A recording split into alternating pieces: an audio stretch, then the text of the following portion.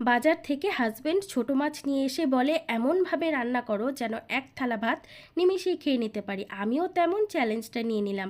মাছগুলোকে কেটে বেছে ধুয়ে পরিষ্কার করে নিলাম। অন্যদিকে 3টে বড় সাইজের পেঁয়াজ কুচিয়ে নিয়েছি, তার মধ্যে সামান্য একটু নুন দিয়ে পেঁয়াজটাকে চটকে চটকে নিয়েছি। এবার 2টো বড় সাইজের আলু একদম ভালো মতো কুচিয়ে নিয়ে এর মধ্যে জিরে গুঁড়ো, হলুদ গুঁড়ো, নুন আর কাশ্মীরি লঙ্কার গুঁড়ো দিয়েছি, 3-4টে লঙ্কা দিয়েছি চেরা, তার সাথে দিয়ে দিলাম সর্ষের তেল। সর্ষের তেল বেশ অনেকটা পরিমাণে দিয়েছি, ওই যে বড় চামচে 3 চামচ পরিমাণ।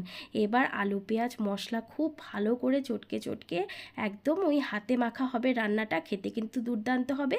এদিকে মাছগুলোর মধ্যে নুন হলুদ মাখিয়ে নিলাম। মাছগুলোতে যেহেতু একটু কাটা আছে তাই ভেজে নিয়ে রান্নাটা করলে মুখে অতটা কাটাটা পড়বে না।